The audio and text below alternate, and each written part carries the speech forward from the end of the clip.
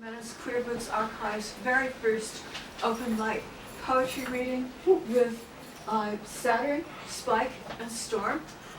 I'm not used to performing to older audiences, and I want to read stuff that's LGBT oriented. So I've been influenced by the body poet Catullus, who wrote in the late Roman Republic in Latin, but he will always belong to the world of the present tense. His stuff is rowdy, randy, excoriating, funny, acrobatic, and endlessly vernacular.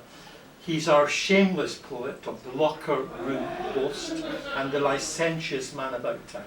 So I want to give you a little flavour. Robert Burns himself wrote a lot of body material that you won't necessarily see.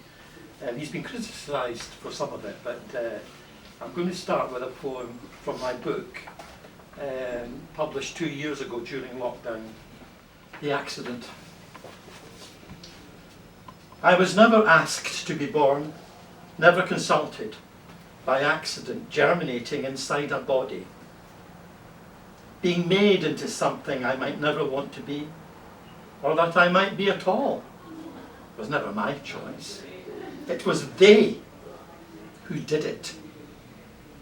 He who pantingly planted his seed, she who was probably happy to receive it.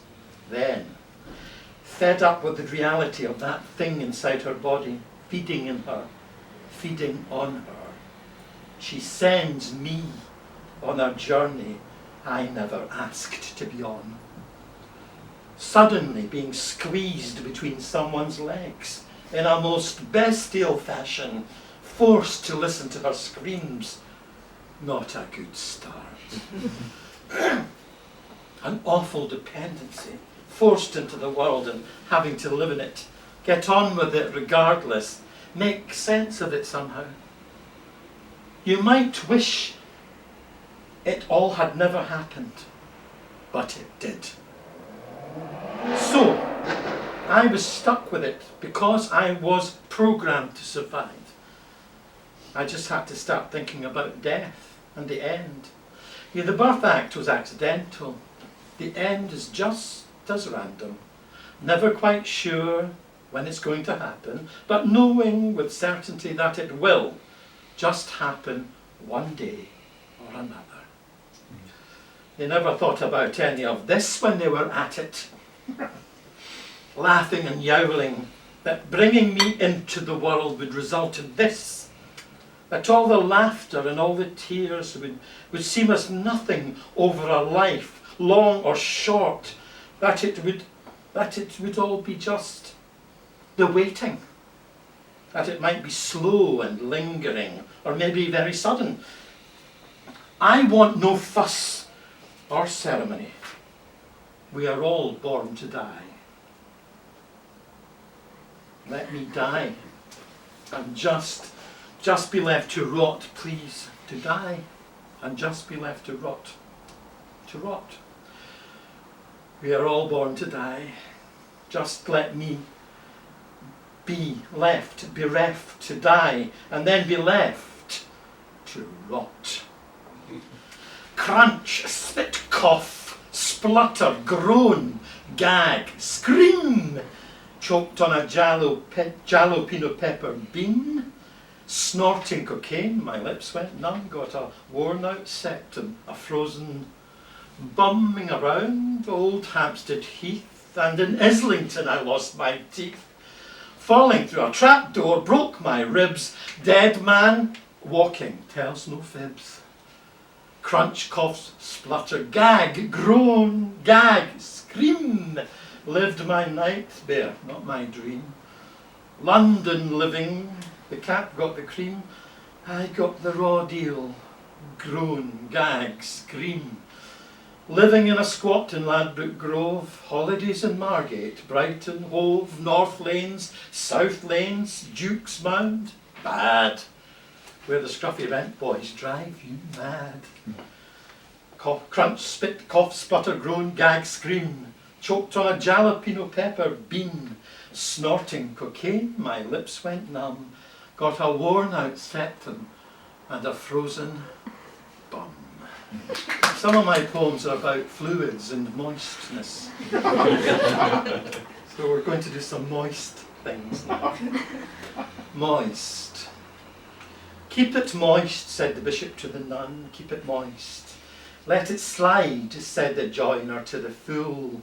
Lube it up with a gel, smear it on, you can see it works well when you lubricate the tool. With an oil or an unction or a lotion or a scoosh, when it's dry, there is friction, best avoided with a douche. Keep it moist, but not sticky, always sometimes can be tricky. Let it sparkle, let it glisten, keep it moist. Pudding. I need plenty of eggs in my pudding.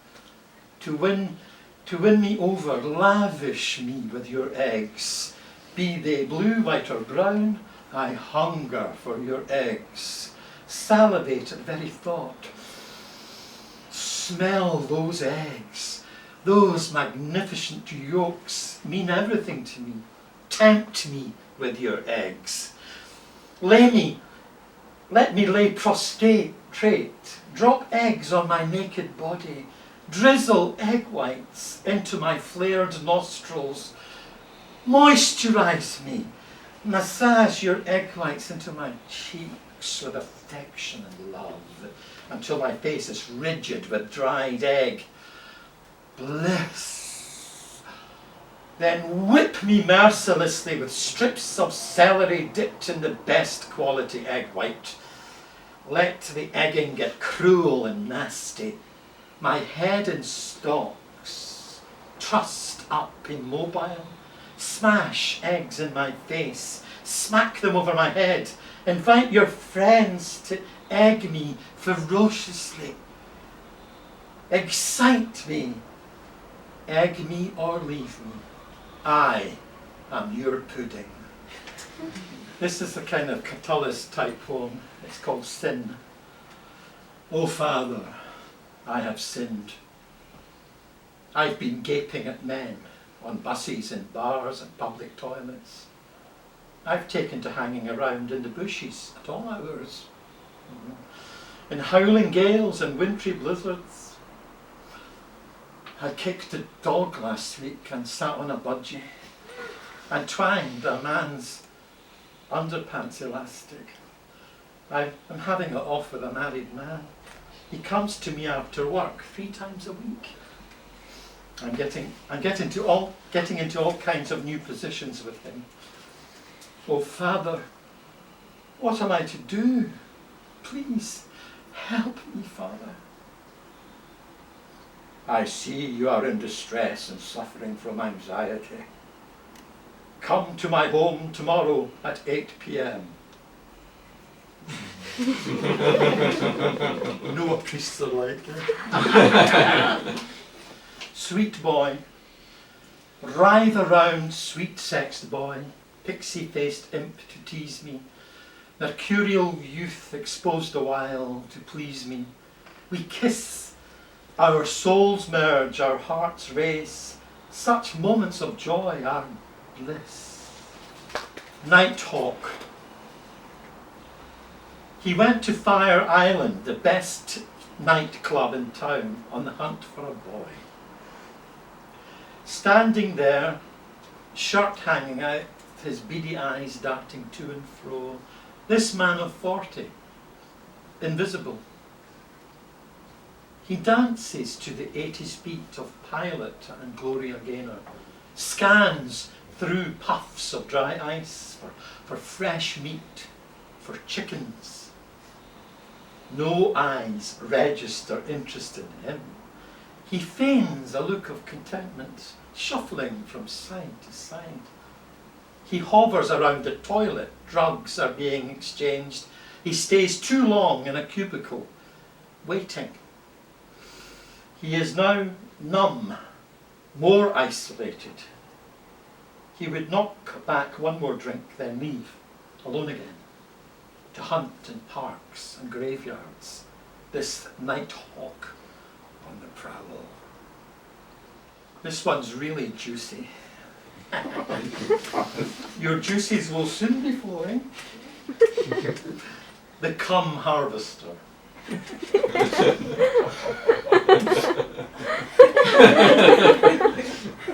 Oh God, here we go. 45 seconds, don't worry. Yeah, that was a disappointment. I've really got to be careful when I read this poem, honestly.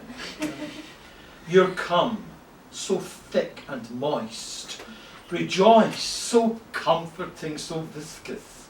Spread your cum on tongue, so warm to smear around my mouth, to play on lips, roll blobs of cum, salt honey freshly scooshed from squirting tube to lube my mouth, from tube to lube, so good, so come again, my love, so come again, my dear, come, lick lips, so come once again.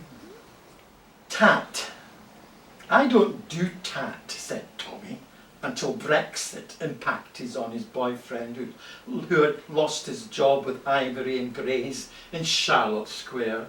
The working class man from Whitburn was the biggest snob in Edinburgh, shopping in Waitrose, eating out at the Dome, posting photos of their Newtown flat with ornate cornices on top of the range kitchen, and oh, how they loved to entertain the local queens, doctors, advocates, jewellers and architects, the occasional plumber or electrician, thick as shit but handy to have around. Bernard and I don't do tat. Well, you can take the man out of Whitburn, but you can't take the Whitburn out of the man. He sneaks early into Lidl's for his prosciutto and the bargain shelves. If Scotland gains independence, Bernard and I are moving to the Dordogne. His ageing mother, crippled with arthritis and a dodgy ticker, is now living in Torremolinos. She voted to leave, but now can't afford health insurance, can't afford the medication, and a fall would cost them thousands. Tommy hadn't considered the thought that she'd soon have to move back to Edinburgh since she'd lost her European health card. Besides, Bernard might have to agree to the installation of a stair lift. I mean, Tommy, we can't have your fucking mother staying with us. Thank you. I guess I'll just dive into it. This one is called Haunt. The inside of my eyelids, the corners of my brain, my very body as it shudders, stories and the ghosts within them haunt me.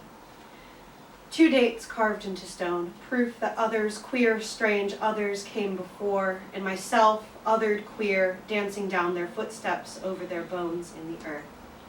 Their displays, their writing, so obsessed that I reach my arms out to them, draw them into my arms, lay them under the covers with me. So cold, so old, I curl around them, turn their pages, whisper to them about the world, pillow talk, hoping their long degraded throats will open and expel not rot but their lives, and I will eagerly take it all in, kiss their memory, their dead icy lips, breathe in their decayed experiences, consume their sorrow, their joys, their anger, and I wonder, will someone one day want to kiss me the same? Hear my old story, take my cold hands, kiss me, and let me haunt you. This one is called Selkie. The Selkie joined his companions with his handmade, self-made, remade pelt, shedding the form given to him, replacing wrong chest, wrong voice, wrong she with the sea. He was happy with the ebb and flow of problems, in good, out bad, in bad, out good, reveling in his joy for just being he, him, be him, me, him. But it was not enough. A man sought him, found him, stole him, married him, and called him wife. Found his pelt, hid it, proclaim, now cook, now child, now stay. He hated how much he hated the child when it swelled in the body he'd already given up, until he saw her. Delicate her, his her. He loved her and knew it would not be enough. When he finally found the pelt, he wept. Sliced, sliced, sliced. He broke it into pieces for her, made a new coat for her, a new life for her, and pulled the scraps around himself. He walked them both into the sea. She swam and spun, he tried. The foam pulled at his rags, pushed down, claw up, pushed down. He cried, she cried, we cried, she stayed, holding his hand. 7 tears from him and they'd return. Companions who loved repaired him. Remade, self-made, handmade, whole again. This one is called Don't Buy Pie. A few years back, I bought the pie. You know, the one they talk about. Only so many slices, so many pies to sell before people say, it's enough. I'm not proud I bought it. The seller smirked when I did, victorious somehow.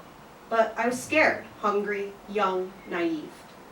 So I bought it, knowing it was poison, filled with red berries that stain your fingers and your mouth with blood. A messy pie, one you can never swallow. Because once you do, it becomes very hard to retch it back up at will. Rid your body of it. Feel it come unbidden to your tongue. And it comes up sometimes when I'm fighting. It fills my mouth and spits out that narrative, the one the seller told me with glistening crimson teeth. We have to buy it. Others are tired. It's not enough. We're needy and they're frustrated. I don't want to eat pie anymore. I suggest you don't either. Eat nothing instead. It's better than fearing, no matter how much you purge it, heave and fight and try until you're empty, that it'll still be there. Maybe there's no longer blood and muscle under my pale, white skin. Maybe if you peel it back, all you'll find is poisoned berry pie. And maybe they'll slice me up next and put me out for sale. A limited edition. This one's called Mix. She's different than me. Her favorite color is green. The moss, the treetops, leaves twisted to branches, staining knees, bright eyes, adventures and fantasies. Theirs, mine, are reds and oranges. Sunsets on train tracks, firelight, feathers, warmth, a home in those same fantasies, no longer all about discoveries, but comfort, safety, skirts and dresses replaced with blazers and ties. She becomes someone who is not me. But sometimes, that moss green catches my eye. My heart swells, the world shifts to fairy tales and fantasy, to green bedroom walls and rolling down chlorophyll-rich hills. For a moment, I'm her again. And I remember what my mother told me about that little girl's head tipped back, pointing to the colors in the sky, the reds and oranges, how beautiful they were, as the sun dipped below the verdant leaves of the trees. Watch as they mix, just as she and I have. This is called Dear Crow in the Meadows. A ragged cry erupts from your beak. I stop and consider you affectionate. I have no cashews today, but I wish I did, to extend them to you and your family, an offering of friendship, or in exchange for something I want, a fantasy, a wish. I want you to take me with you, change me. My practiced throat only sings higher than I'd like, while yours unleashes raggedly perfect curling claws. Take me with you like a small coin, a bit of wire, a lost earring. Take me with you, glittering but valued like the pieces of trash are, the discarded items I sometimes envy in their detachment and envy more in their attention. Take me up into the sky, treasure me for what I am, and ignore those definitions of garbage and rubbish. Ignore what my own mouth says about my own body, the dysphoria that I used to throw myself in the bin. Fish me out, wrap me in your wings and take me away. Show me to your friends proudly, a saved treasure. But I've looked too long. It unnerves you, and so you go, up into the blue sky. This is called To the Silent and the Murdered. In the spirit of a letter you are called to, emerging from forced silence, isolation, unable to be seen, all illusions of objectivity fade away as you attempt to speak. Your words are cast aside or killed before they leave your throat. Left alone, shunned. Your voice was taken by blood of equally deadly ignorance and denial. You were not a suicide, but rich. They refuse to call this murder. But murder of voice are the blocks that built this fragile tower, precariously continuing up while never looking back, dusted in memory and word. The blocks wobbling at the top have forgotten their base, a base which cracks a splinter when contradicted and abandoned. But there are voices like yours, taken. There are ears wise to the past. Unsilenced voices raw with use, thirsty for revenge. For the silence, revenge for their voices. The murdered, revenge for their blood. Thank you. I wrote this last summer. I was sitting in one of my little shady nooks I have down in Leith. I live in Leith, having a smoke and just thinking about how wonderful it was to be nearly 70 years old. Anyway, it's called Time Was. Time was, I was young and tired. I would wish for the end in dull bars amongst the drinking dead. I'm old now, getting about, devolves walking aids and some pain. The old anguish, that longing to embrace nothingness, that is long gone.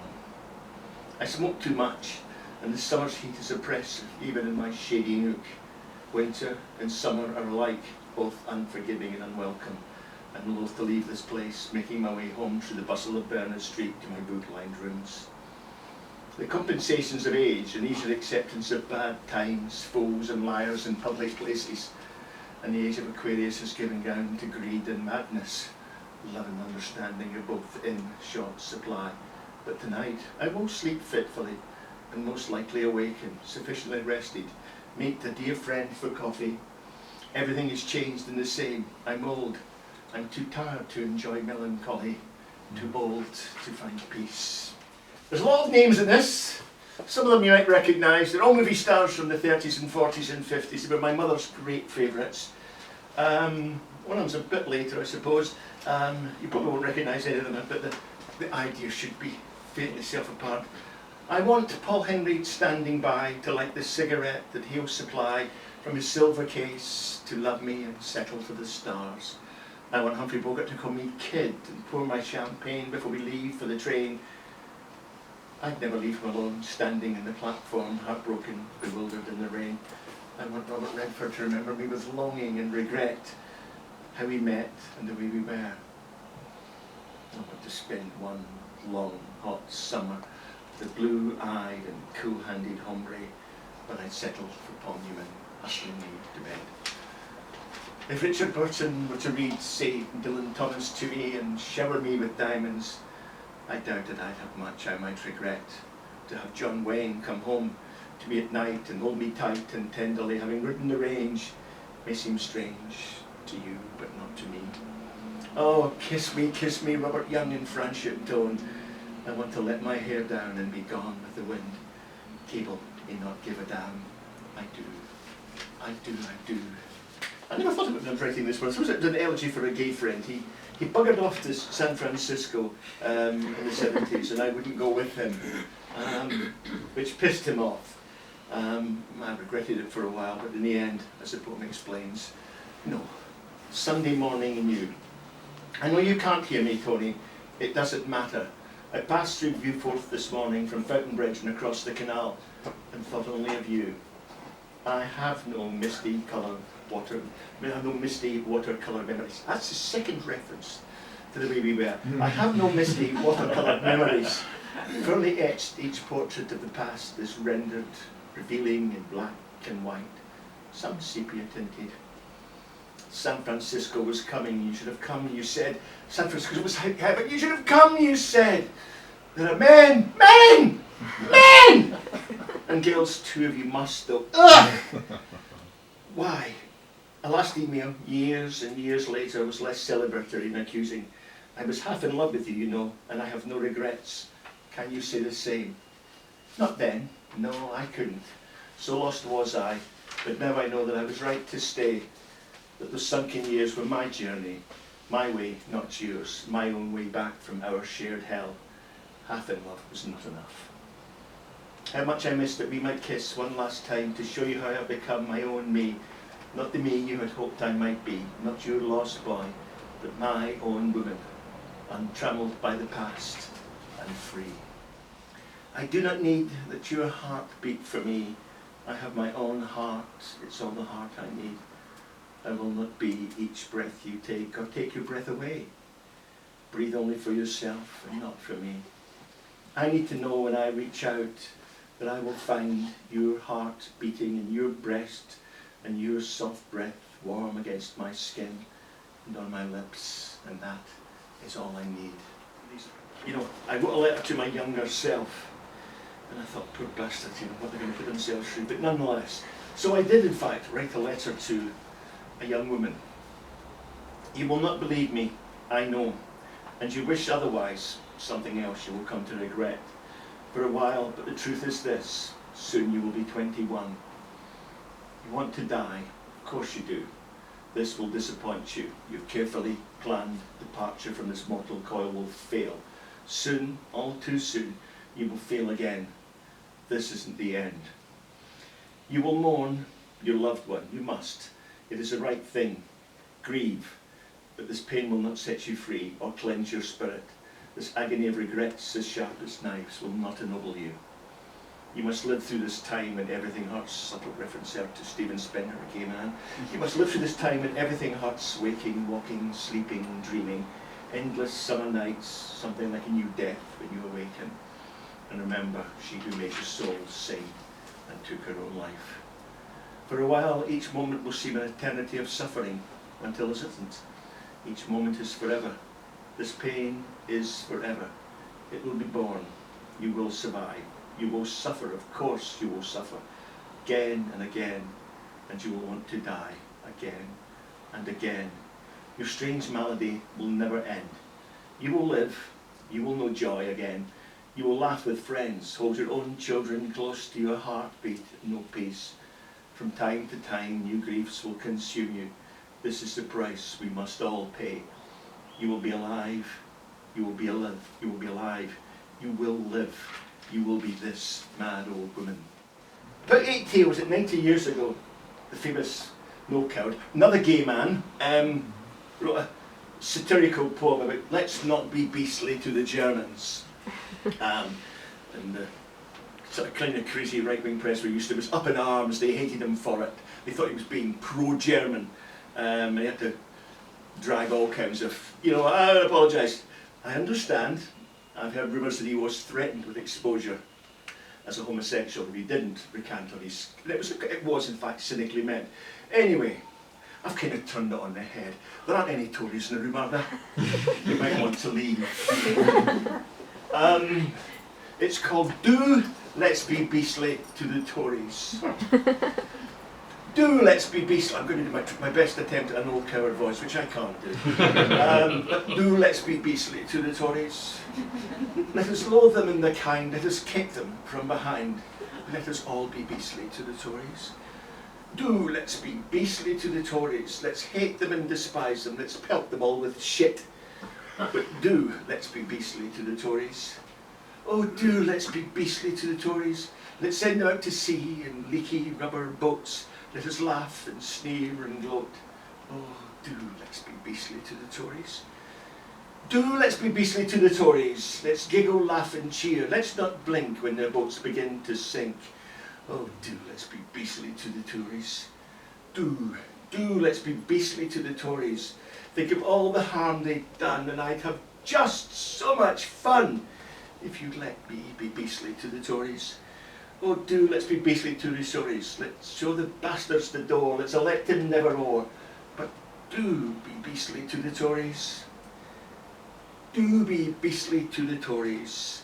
Think of all the harm they've done, each and every bloody one. Oh, do let's be beastly to the Tories.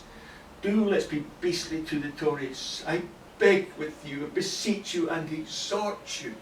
Please be beastly to the Tories. I'm going to try to give a feeling of Pat Parker's Midwestern accent.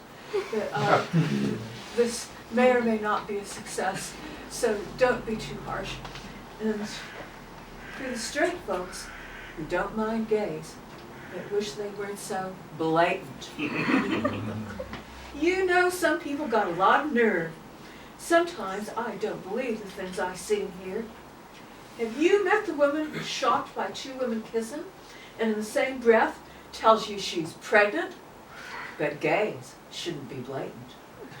Or the straight couple sits next to you in a movie and you can't hear the dialogue because of the sound effects.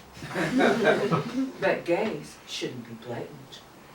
And the woman in your office spends your entire lunch hour talking about her new bikini drawers and how much her husband likes them. But gays shouldn't be blatant. Or the hip chick in your class rattling a mile a minute while you're trying to get stoned in the john about the camping trip she took with her musician boyfriend. But gays shouldn't be blatant. Or you go to an amusement park and there's a tunnel of love and pictures of straights painted on the front and grinning couples coming in and out, but gays shouldn't be blatant. Fact is, blatant heterosexuals are all over the place. Supermarkets, movies, on your job, in church, in books, on television, every day and night, every place, even in gay bars. And they want gay men and women to go hide in the closets. So to you straight folks, I say, sure, I'll go. If you go too. But I'm polite, so after you.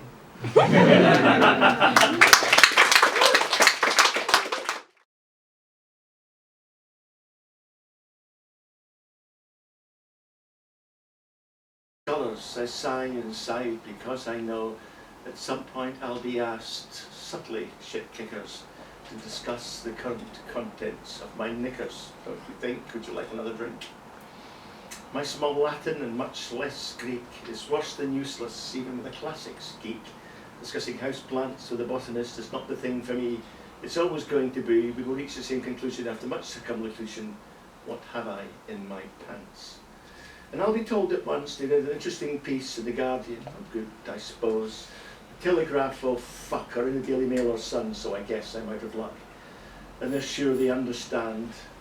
Penile and vaginoplasty is painful, but isn't nasty. A deaf technique. I have pictures combined with labiaplasty isn't ghastly. Bilateral archaectomy is a mouthful and a handful, and both gone, so I'll go no more a roving, gathering nuts in May. And the nerves they keep leading to an active in the glands.